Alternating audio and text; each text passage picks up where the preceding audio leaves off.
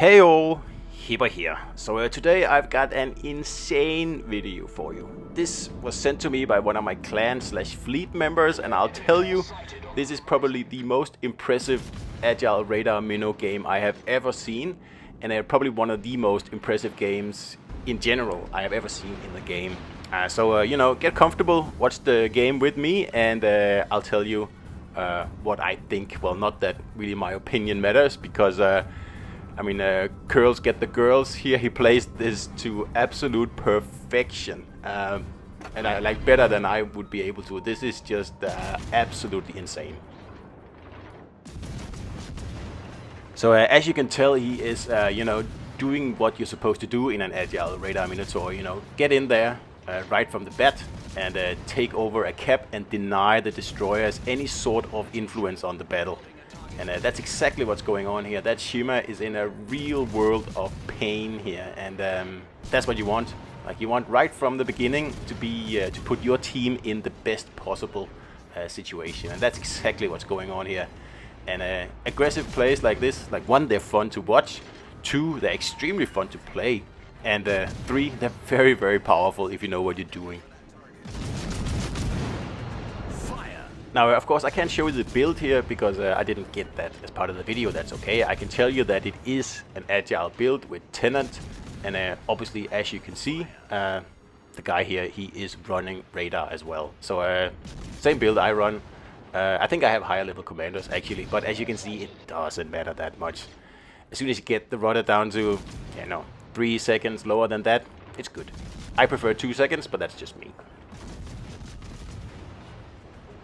Now, this is a 10 destroyer game, and obviously that is a Radar Minotaur's dream. Like, you cannot get better matchmaking than this, and also the map is perfect because it's domination and it's Greece, a map that's relatively small, and when destroyers are forced to push in on this map here, that's when they get in trouble, and especially when they're facing an aggressive Agile Minotaur here that's played by a good player. Like, it is an absolute pleasure to see.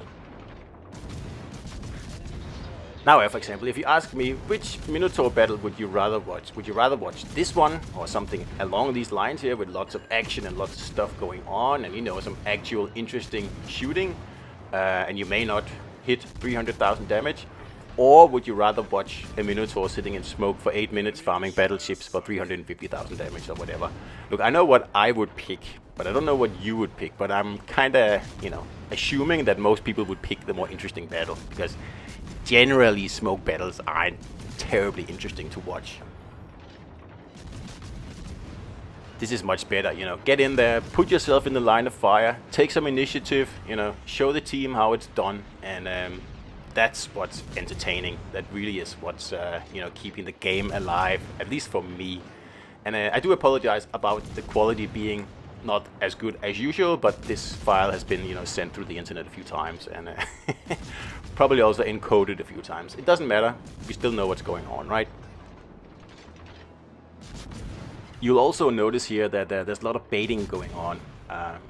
Curls here, he's using his ship to bait the Ruprecht and the Des Moines a lot, and making them forget about what is important here. And of course, the most important thing is to remove those DDs, especially in a 5 DD battle. But as is customary when you're playing Agile Minotaurs, everyone wants a Citadel, and you have to make that work in your favor, which is exactly what's going on here. And it's just, well, I've said it a lot now, but it's a joy to watch. I usually say that playing an Agile Cruiser is some of the most fun you can have in this game here, and playing an Agile Radar Minotaur is probably the most fun you can have in this game here. Like, it is hilarious, and even if you lose, even if you get pounded by a battleship and you like 12 citadels or whatever, like, in general, I still have fun playing this ship with this build here, and I highly recommend it. Like, obviously you should practice in AI, probably 100 battles before you take it into standard, but trust me, it is very rewarding and very, very addictive as well. Now, also, if you notice here, Curls isn't even running the Epic Range mod, or any mod really, on this Minotaur here, and I think that's because the video was shot before the Epic mods were actually available.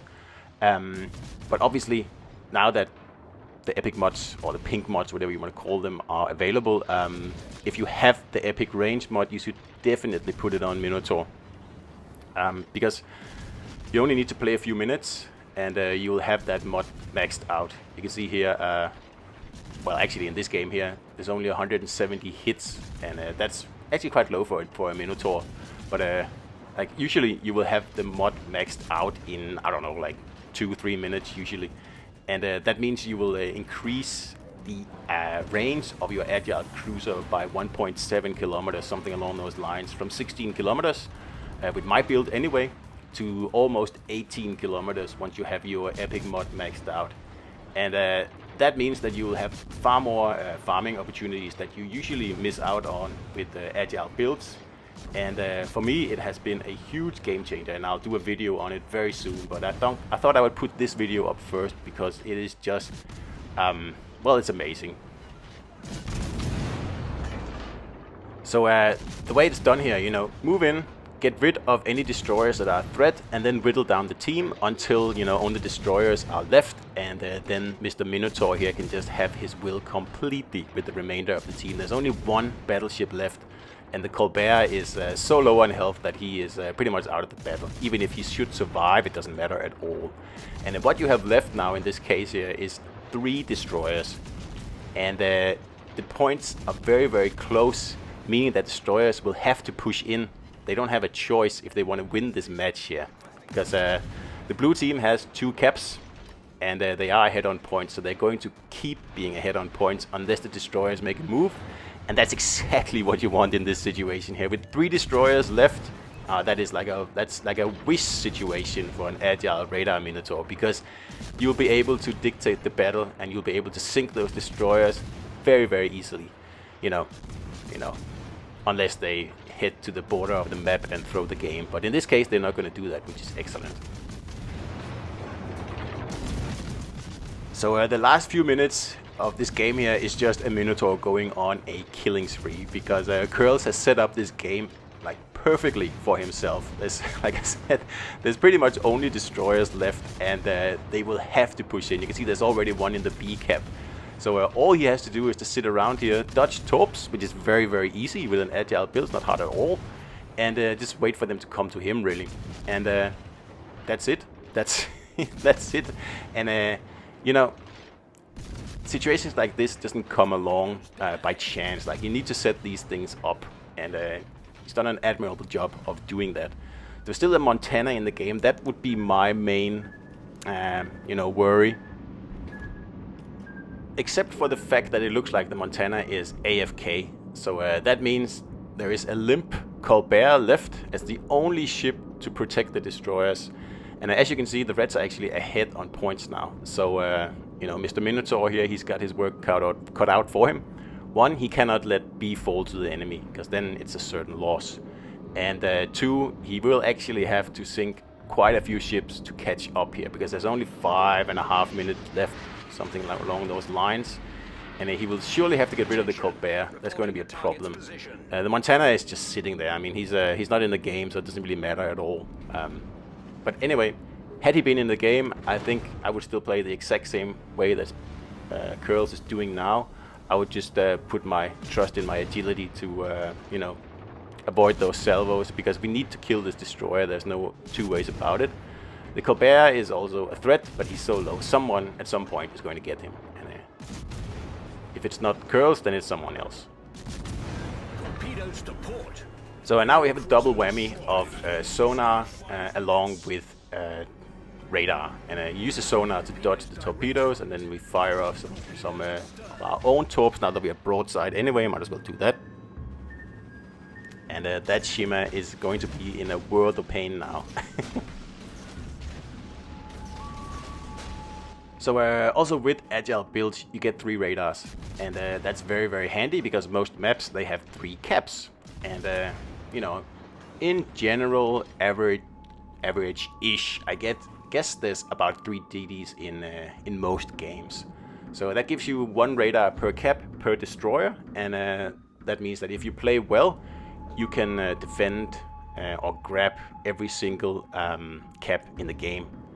And you can also see Curl still has 2 heals left. 2 heals. That's massive. And he's also, you know, saving it.